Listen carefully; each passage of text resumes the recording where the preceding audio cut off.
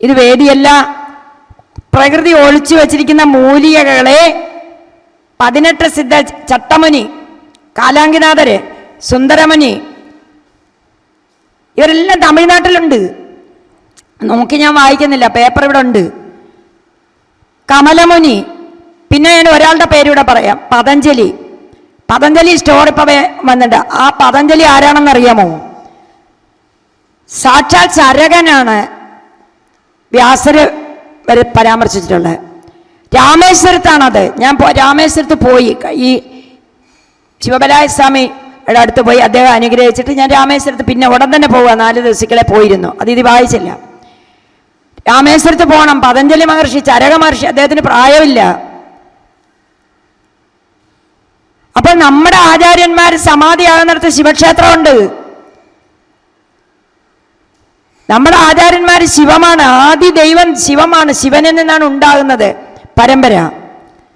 ശിവം ശിവകരൻ ശാന്തൻ ശിവാത്മാനൻ ശിവോത്തമൻ ശിവമാർഗ പ്രണേതാരം പ്രണതോസ്മി Sadasivam.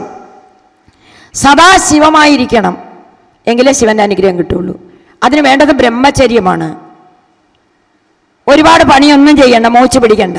ബ്രഹ്മചര്യമുള്ളവൻ serial കാണാൻ പോകത്തില്ല. അവനവനെ അറിയാം. എന്നെ അറിന്താൻ എല്ലാം അറിന്തേൻ.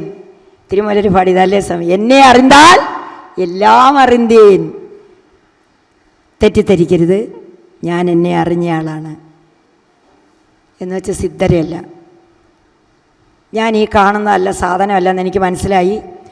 2 കൊല്ലമായിട്ട് ഞാനൊരു അധിപ്രസംഗം കാണിക്കുന്നതാണ് ഈ വേഷം. സെറ്റൊക്കെ എടുത്ത് വരുമ്പോൾ ഇവിടെയൊക്കെ എല്ലാവരും പറയുന്നുണ്ട് സ്വാമി മാർഗമായിട്ട് ഇങ്ങനെയാണെന്ന്. ഞാൻ പറയും, ഇത് എൻ്റെ മാർഗമാണ്, എനിക്കിഷ്ടമുള്ള മാർഗം കാണിക്കും, എൻ്റെ വസ്ത്രം. അപ്പോൾ എന്നെ അറിഞ്ഞു കഴിഞ്ഞു. എന്നെ വസ്ത്രമല്ല, ഞാൻ ആണല്ല, ഞാൻ പെണ്ണല്ല, ഞാൻ നവംസമല്ല, ഞാൻ ആ പരമാത്മാവിൻ്റെ ഒരു സ്ഫുരണമാണ്.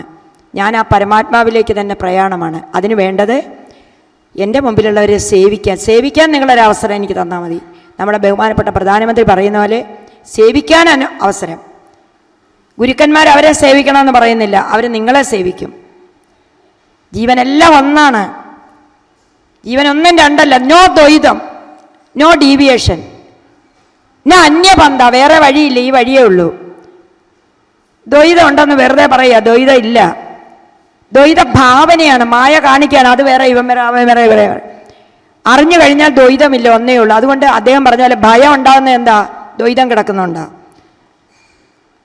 നമ്മളൊരു ഈഗോ, നമ്മുടേതായ ഒരു സെപ്പറേറ്റ് ലോകത്താണ് നമ്മളിരിക്കുന്നത്. നമ്മുടേതായ ആ ലോകം പൊട്ടിച്ച് കളയണം. അപ്പം ദ്വൈതമില്ല, അദ്വൈതമേ ഉള്ളൂ. അദ്വൈതവും ഇല്ല. ദ്വൈതം ഉണ്ടെങ്കിലല്ലേ ഉള്ളൂ അദ്വൈതം. ദ്വൈതം ഇല്ല, ഒന്നേ ഉള്ളൂ. ഇക്കണ്ട വിശ്വമതും ഇന്ദ്രാദി ദേവകളും അർക്കേന്ദു വനികളോടൊപ്പം ത്രിമൂർത്തികളും അഗ്രേ വിരാട് പുരുഷ നിന്മൂലം അക്ഷരവും ഓർക്കായി വരെയാണ്. അതാണ് അദ്ദേഹം പറഞ്ഞു തന്നെ ഓങ്കാരം, പ്രണവം. പ്രണവസ്വരൂപ വക്രതുണ്ട്. കുണ്ടലിനെ കുറിച്ചൊക്കെ പറഞ്ഞു. ഞാൻ ഇനിയും നമുക്കിവരെല്ലാം വിളിക്കാം. ഇതൊരു സ്റ്റാർട്ടിങ് പോയിന്റാണ്. ഇത് തന്നെ വളരെ കഷ്ടപ്പെട്ടിട്ടാണ് ആശ്രമത്തിൽ ഇവിടുന്ന് പോയി സംഗമമല്ല അവിടെ നടക്കുന്നത്. അവിടെ പുള്ളി എന്ന് പറഞ്ഞ സെക്രട്ടറി മകനാണ്. പുള്ളിക്ക് പഴയ കാലവണ്ടി യുഗത്തിലേ നിൽക്കത്തില്ല, പുള്ളി അപ്ഡേറ്റ് ചെയ്യത്തില്ല. പുള്ളിക്ക് ഓച്ചറയിലെ ഈ പിന്നെ ചുറ്റാമ സമിതിയെ വിളിച്ചൊരുപാട്ട് പിന്നെ കുറേ കാര്യങ്ങൾ. അതുകൊണ്ട് നമ്മൾ വളരുന്നില്ല. ഒരുപക്ഷെ അയാളുടെ ബ്രെയിൻ അവിടം വരെ നിൽക്കുന്നുള്ളൂ. എൻ്റെ ബ്രെയിനിൽ അതിൽ വലിയ കാര്യങ്ങളാണ്. കാര്യം ജനങ്ങളിലേക്ക് വരിക. ഞാൻ ജനങ്ങളിലേക്ക് പറയണം. ഉപദേശി പറയുന്ന പോലെ ദൈവമഹത്വം വിളിച്ചു പറയണം വഴിയോരങ്ങളിൽ ചെന്ന് നിന്ന്. അത് പറ്റുമോ? അതുകൊണ്ട് നമുക്ക് കിട്ടിയത് ഈ ഒരു വലിയ ധന്യമായ അവസരം ഗുരുക്കന്മാർ തന്നു. ഞാൻ ശ്രീ ഗോപാലിനോട് പറഞ്ഞു, ഗോപാൽ, ഇത് അപകടകരമാണ്. ഈ പരമമായ സത്യത്തോടുകൂടി എൻ്റെ പുറമേ വരാവുള്ളൂ. എൻ്റെ ഗുരുവിനോട് ഞാൻ ഒരു കള്ളവും കാണിച്ചിട്ടുണ്ടെങ്കിൽ പ്രയാഗരാജിൽ വന്നിട്ട് ഞാൻ തിരിച്ചു വരണ്ടെന്ന് ഞാൻ വിളക്കിൻ്റെ മുമ്പിൽ നിന്നിട്ട്, ഭഗവാനെ, ചിട്ടികളങ്ങര അമ്മേ, അമ്പലപ്പുഴ കൃഷ്ണസ്വാമി, ഓച്ചറ പരബ്രഹ്മത്തിനും വിളക്കെത്തിച്ചു.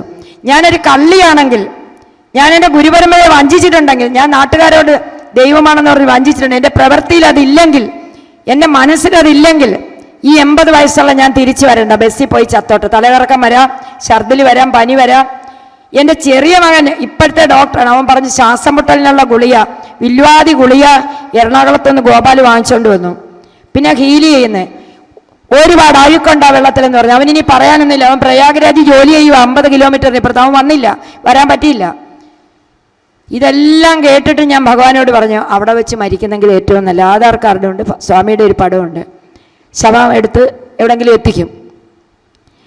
എൻ്റെ ആത്മവിശ്വാസം വർദ്ധിച്ചു. ഞാൻ കള്ളിയല്ല എന്ന് എനിക്ക് ലോകത്തിന് കാണിച്ചു കൊടുക്കാൻ പറ്റി. എൻ്റെ ഗുരുക്കന്മാരെന്നെ അംഗീകരിച്ചു, സത്യഗുരുക്കന്മാർ. അതുകൊണ്ട് ആ ബോധമാണ് എൻ്റെ കരുത്തെന്ന് പറയുന്ന ഞാൻ പാലിച്ച സത്യമാണ്. ഞാൻ ഒന്നും ആഗ്രഹിക്കുന്നില്ല, ഒരാഡംബരമില്ല, എനിക്കൊന്നുമില്ല. 2 കരിമ്പള മാത്രമേ ഉള്ളൂ എനിക്ക് സ്വന്തമായിട്ട്, ഒരു ചായപ്പം മുറി, അത് മതി. പക്ഷെ എൻ്റെ കയ്യിലുള്ള ഈ അറിവ് ദിവസവും കിട്ടിക്കൊണ്ടിരിക്കുന്ന അറിവ് അപ്ഡേറ്റ് ചെയ്ത് കിട്ടും. അത് ജനങ്ങളിലേക്ക് ഞാൻ എത്തിക്കാനുള്ള, അദ്ദേഹം പറഞ്ഞാൽ ഒന്ന് ചാടാനുള്ള കരുത്തും തന്നിട്ടുണ്ട്. അതുകൊണ്ട് നമുക്ക് ഒന്നിച്ച് നീങ്ങാം. നമ്മൾ ഒന്നാണ്, നമ്മൾ രണ്ടല്ല. അറിവിൻ്റെ തല രജോ ഗുണം, തമോ ഗുണം, സാത്വിക ഗുണം. പരമമായ സാത്വിക ഗുണം കൊണ്ട് ഞങ്ങൾക്ക് പറയാൻ പറ്റില്ല. ഇച്ചിരി രജോ ഗുണം കിടക്കുന്നുണ്ടാണ് ഞങ്ങൾ പ്രസംഗിക്കാൻ വരുന്നത്. പരമമായ സാത്വികത വന്നാൽ മഹാമൗനത്തിലാണ്ട് പോകും. ഞാൻ 2 കൊല്ലം അങ്ങനെ ഇരുന്നു, ഒന്നും ചെയ്യാൻ പറ്റിയില്ല. അപ്പം എന്നെ കുത്തിയിളക്കി ഗുരുവ്. പരമഗുരുവാണിത്. ഇദ്ദേഹത്തിനെ ആരും അറിഞ്ഞിട്ടില്ല. ഇപ്പോൾ ഞങ്ങൾ ഈ തിരുവയ്യാനക്കുളം ക്ഷേത്രത്തിന് നടതുറപ്പ് ദിവസം അകൂർമന എന്ന് പറയുന്ന സ്ഥലത്ത് പോയി അവിടുത്തെ പ്രധാന ആളുമായിട്ട് സംസാരിച്ചു. അതായത് ഇത് അകൂർ ചാത്തൻ്റെ സമാധിയാണ്, മനസ്സിലാക്കണം. അകൂർമനയിൽ നിന്നാണ് അകൂർ തിരുമേനി അകൂർ ചാത്തനും കൂടെ ഇറങ്ങിത്തിരിച്ചത്, മോക്ഷകാംക്ഷിയായ തിരുമേനി. കൂടെ വന്നത് പറയപ്പെട്ട പന്തിരികുലത്തിലെ സിദ്ധരാണ്, ചാത്തൻ സ്വാമിയാണ്. ഇദ്ദേഹത്തിൻ്റെ ജ്യേഷ്ഠൻ്റെ വെയിൽ കൊണ്ട് ജ്യേഷ്ഠന് അനിയനെ അറിയത്തില്ല, 2 ജാതിയാ. അനുജനെ പുറമ്പോക്കി ഇരിക്കുക പുറംപണി ചെയ്യാനായിട്ട്. എങ്കിലും സ്നേഹം കൊണ്ട് അനുജൻ ചാത്തൻ സ്വാമി കൂടെ നിൽക്കുക. അഘോർ ചാത്തൻ, എന്താണ് തമ്പുരാനെ അങ്ങയുടെ ഈ കഷ്ടപ്പാടിൻ്റെ കാര്യം? എനിക്ക് മോക്ഷം കിട്ടണം, ബ്രഹ്മത്തേക്കാണ്. അത് എങ്ങനെ ഇരിക്കും ആ പോക്കിരി? അതേ മാടപ്പോത്തിനെ കൊണ്ടിരിക്കും. നിനക്കതല്ലേ അറിയുള്ളൂ, നിന്റെ ഫീൽഡ് അതല്ലേ. ശരി, അവന് ഞാൻ പിടിച്ചിരിക്കുമെന്ന് പറഞ്ഞു. ആ വാക്കാണ് അവിടെ ആവിഷ്കരിക്കപ്പെട്ട, മെറ്റീരിയലൈസ് ചെയ്തു. ആ വാക്കാണ് നമ്മൾ ആലോചിക്കണം. ഞാൻ കഴിവതും പ്രാകാതിരിക്കും. പ്രാഗി ഇല്ലെങ്കിൽ പോലും ഫലിക്കും. പക്ഷേ എനിക്ക് തന്നെ പ്രയാഗരാജ് കുംഭമേളയിൽ പോയിട്ട് വന്നിട്ട് ഈ കേരളത്തിലെ നീച ശക്തികളെ എൻ്റെ കുടുംബാംഗങ്ങളിലൂടെ പ്രവർത്തിക്കുക. ഞാൻ എല്ലാവരോടും പറഞ്ഞു, നിങ്ങൾക്കെല്ലാം ഞാനൊരു സാധനം തരാം. ഞാൻ അവിടെ ഭഗവാനോട് പറഞ്ഞു, ഭഗവാനെ ഞാൻ ഇത് ചെയ്യുമ്പോൾ എനിക്ക് ഈ തിരിച്ചടി ഉണ്ടാവരുത്, ഗുരു തന്നെ കാത്തോണം. ഒരാളുടെ ഇവരെല്ലാം രോഗം എടുക്കും, സ്വാമിയൊക്കെ രോഗം എടുക്കും. ഞാൻ അതിലേക്ക് വരിക. ഈ രോഗം എടുക്കുമ്പോൾ പൂർവജന്മാർജിതം പാപം വ്യാധിരൂപേണ വർത്തതേ തൽശാന്തി ഔഷധ ജപതപഹോമാതിഭി. ഞാനിപ്പോൾ ആ സിദ്ധ ഒരെണ്ണത്തിനെ കിട്ടിയുള്ളൂ. ആയുർവേദ 100-300 ആൺകുട്ടികളുടെ ഒരു സംഘം എൻ്റെ കൂടെ ഉണ്ട്, അവർ വിളിക്കുന്നുണ്ട്. ഈ തെറാപ്പി ചെയ്യുമ്പോൾ നിങ്ങൾ പൂച്ച തല്ലിയാലും കൈ തളരും, ഭാര്യ ചവിട്ടിയാൽ കാല് തളരും, അമ്മയെ തെറ്റായിട്ട് ചിന്തിച്ചിട്ടുണ്ടെങ്കിൽ ഭാര്യയ്ക്ക് ഗർഭാശയ രോഗം വരും. ഇതൊന്നും പ്രവചനമാണെന്ന് കരുതരുത്, ശരിയാണിത്. Every action has equal and cause and effect തിയറിയാണ് ഞാൻ പറയുന്നത്. അപ്പോൾ ഒരുപാട് രോഗങ്ങൾ വന്ന്, അയ്യോ എനിക്കിങ്ങനെ വന്നല്ലോ, ഞാനിങ്ങനെ ആയല്ലോ. നിങ്ങൾ ചെയ്തതിൻ്റെ ഫലം നിങ്ങൾ അനുഭവിക്കും.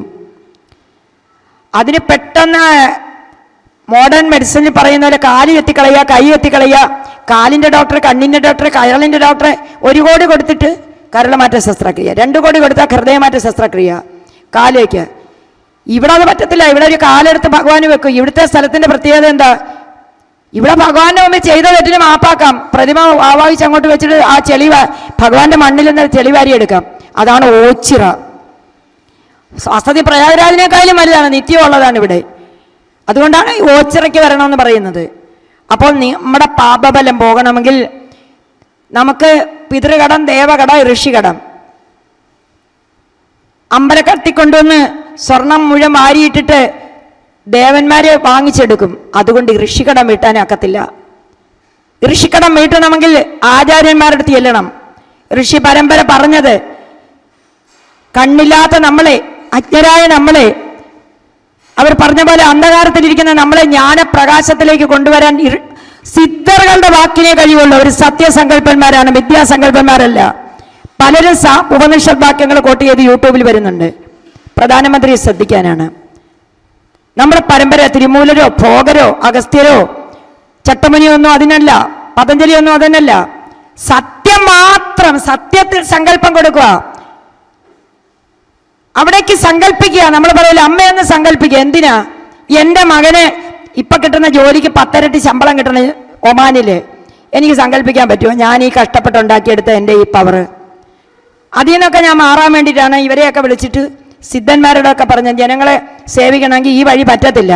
എല്ലാവരും വരുക, വെറുതെ അല്ല. 2000 തരാം, 500 നോട്ട് കയ്യിൽ എപ്പോഴും എല്ലാവരുടെയും കയ്യിലുണ്ട് എന്നെ കാണാൻ വരുന്നതിന്. ഞാൻ പറഞ്ഞിട്ടല്ല. എന്തിന്? ഈ ആർജിച്ച് വെച്ചിരിക്കുന്ന തപസ് ചെറിയ കാര്യത്തിന് കൊടുക്കാൻ. അപ്പം മിഥ്യാവാദികളുടെ കൂടെ കൂടാതെ സത്യസ്വരൂപത്തെ വഞ്ചിക്കാത്ത ഇവരാരും വഞ്ചിച്ചിട്ടില്ല. നമുക്കൊത്തു നീങ്ങാം.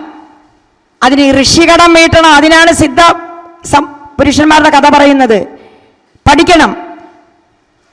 ഋഷികടം, നമ്മൾ ദേവകടം, പിതൃകടം, സന്താനങ്ങൾ ഉണ്ടാകുമ്പോഴും അവിടെ പോയി തിരുനെല്ലിയിലും തിരുവല്ലത്തും തൃക്കുന്നപ്പുഴയൊക്കെ മുങ്ങിയത് കൊണ്ട്, വെള്ളത്തിൽ മുങ്ങിയോണ്ട് ഒരു പ്രയോജനമില്ല. തിരുമൂലർ പറയുന്നുണ്ട്, കാണുന്ന കുണ്ടങ്ങളിലൊക്കെ പോയി തീർത്ഥസ്നാനം നടത്തിയിട്ട് ഒരു പ്രയോജനമില്ല. കടം വീട്ടണം, ഋണബാധ്യതകൾ വീട്ടണം. അതിന് ഇതുകൂടെ പഠിക്കണം. അപ്പോൾ തീർച്ചയായിട്ടും 3-ാം കടം ഇതുകൊണ്ട് വീട്ടും. ഈ 3-ാം കടം വീട്ടുമ്പോൾ മറ്റ് 2 കടം വീട്ടാൻ പറ്റും. പിന്നെ ഭഗവാൻ പ്രഭാകര സിദ്ധിയോഗി ആഴ്വാഞ്ചേരി തമ്പ്രാക്കളുടെ മകനാണ്. ഓരോരുത്തരും വീഡിയോ ഇടുന്നു ഓരോന്നൊക്കെ. അദ്ദേഹം എന്നോട് പറഞ്ഞു, ഞാൻ ആഴ്വാഞ്ചേരി തമ്പ്രാക്കളുടെ മകനാണ് കേട്ടോ, അതിന് ആനന്ദ് വേണമെന്ന് ഞാൻ ചോദിച്ചു. ഞാനൊരു പാവപ്പെട്ട KSEB ക്ലാർക്ക്, നിനക്കെന്നെ മഹത്വപ്പെടുത്താൻ കഴിയുമെന്ന്. ഞാൻ എങ്ങനെ മഹത്വപ്പെടുത്തും? പണം തരാൻ പറ്റുമോ? ആ മഹത്വപ്പെടുത്തലിൻ്റെ പാതയിലാണ് ഞാൻ എൻ്റെ 80കളിൽ ഓരോ നിമിഷവും അദ്ദേഹം പറഞ്ഞാൽ ഓരോ ശ്വാസവും എൻ്റെ ഗുരുവിന് വേണ്ടിയിട്ടാണ്. ഗുരു ദൈവമാണ്.